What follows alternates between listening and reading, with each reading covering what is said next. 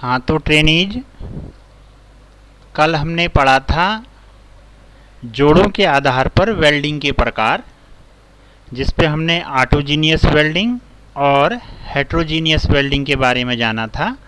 आज हम चर्चा करेंगे, आज हम जानेंगे दबाव के आधार पर वेल्डिंग कितने प्रकार की होती है। तो दबाव के आधार पर वेल्डिंग दो प्रकार की होती है। एक पहले नंबर की वेल्डिंग है फ्यूजन वेल्डिंग, जिसे हम नॉन प्रेशर वेल्डिंग भी कहते हैं, और नंबर दो है नॉन फ्यूजन या प्रेशर वेल्डिंग। नॉन फ्यूजन या प्रेशर वेल्डिंग।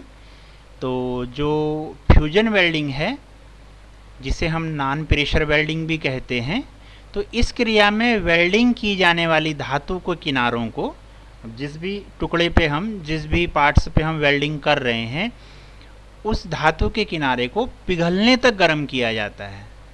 जब किनारे पिघलना शुरू कर देते हैं तो वेल्डिंग राड के द्वारा जो फीलर धातु है, जो फीलर मेटल होता है, वो भर दिया जाता है।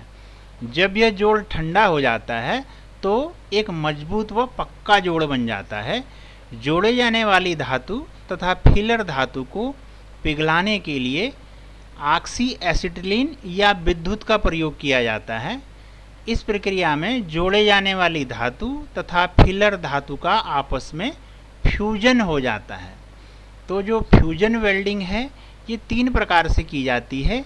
एक कहलाती है आर्क वेल्डिंग, नंबर दूसरे में गैस वेल्डिंग, और तीसरे में आती है हमारी थर्मेट वेल्डिंग। तो आर्क वेल्डिंग क्या है जानते हैं। जिस वेल्डिंग में जोड़े जाने वाली धातु के किनारों को विद्युत के करंट के द्वारा ताप देकर गलाया जाता है, उस वेल्डिंग को हम आर्क वेल्डिंग कहते हैं। इस वेल्डिंग में धातुओं को ताप प्रदान करने के लिए वेल्डिंग रॉड प्रयोग किए जाते हैं। जो धातुओं को बिजली के इलेक्ट्रोड होते हैं, बिजली के द्वारा बनी ज्वाला और जो तापमान होता है वो 3600 डिग्री सेंटीग्रेड से 4000 डिग्री सेंटीग्रेड तक होता है। यह ताप धातुओं तथा इलेक्ट्रोड को पिघला देता है, जिससे ये धातुएं आपस में जुड़ जाती हैं। इस वेल्डिंग में दो प्रकार की विद्युत प्रयोग की जाती हैं, जिसे एसी वेल्डिंग तथा डीसी वेल्डिंग कहा जाता है। एसी वेल्डिंग में ट्रांसफार्मर द्वारा करंट प्राप्त किया जाता है तथा डीसी वेल्डिंग में डीसी जनरेटर या रेक्टिफायर द्वारा करंट प्राप्त किया जाता है। अब नंबर दो है गैस वेल्डिंग। तो जिस वेल्डिंग में जोड़े जाने वाली धातु के किनारों को गैसों के द्वारा ताप देकर गलनांक तक पहुंचाया जाता है, उसे हम गैस वेल्डिंग कहते हैं। गैस वेल्डिंग में ताप प्राप्त करने के लिए अधिकतर ऑक्सीजन तथा एसिटिलीन गैसों का प्रयोग की जाती है। एसिटिलीन गैस एक ज्वलनशील गैस होती है, तो ऑक्सीजन गैस क्या होती है, जलने में सहायक होती है। तो हमें एक ज्वलनशील गैस मतलब एसिटिलीन गैस प्रयोग करते हैं और एक ऑक्सीजन गैस प्रयोग करते हैं। इन गैसों में जलने का कार्य एसिटिलीन गैस करती है तथा जलाने का जो कार्य है वो ऑक्सीजन गैस करती है। ऑक्सी एसिटिलीन गैसों के जलने से तीन प्रकार की ज्वालाएं बनती हैं: उदासीन ज्वाला, कार्बोराइजिंग ज्वाला तथा ऑक्सीडाइजिंग ज्वाला। तो ये जो तीन प्रकार की ज्वालाएं बनती हैं, ये तीनों प्रकार की जो ज्वालाएं हैं, इसके बारे में हम नेक्स्ट टॉपिक में चर्चा करेंगे। जहाँ पे ज्वालाओं के प्रकार आएंगे वहाँ पर इसको समझाया जाएगा।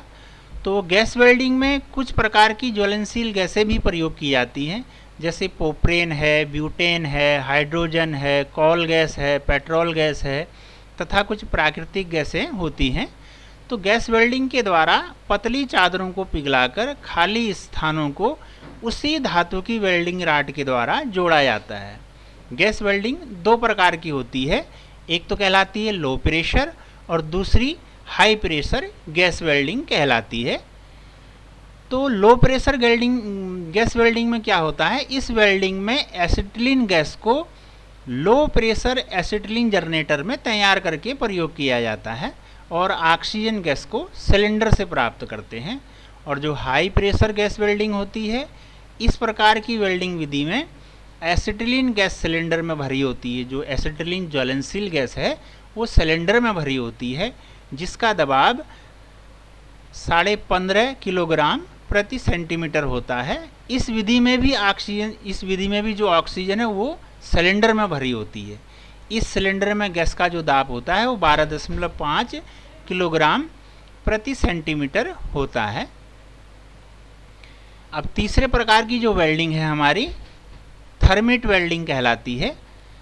थर्मिट वेल्डिंग में क्या होता है, इस वेल्डिंग विधि में थर्मिट पाउडर का प्रयोग करके रासायनिक क्रिया द्वारा जाब को ताप प्रदान किया जाता है।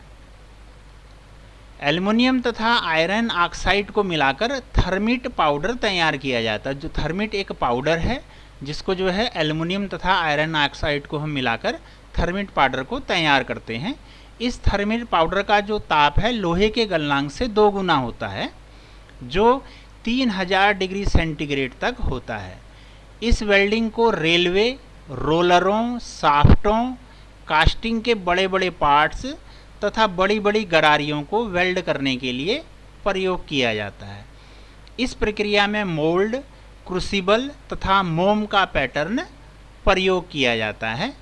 तो आज का जो हमारा टॉपिक था यहीं पे पूरा करते हैं इसको। तो कल जो हम चर्चा करेंगे नेक्स्ट क्लास में वो करेंगे नॉन फ्यूजन वेल्डिंग या प्रेशर वेल्डिंग के बारे में। आज की क्लास हम यहीं पे पूरी करते हैं। धन्यवाद।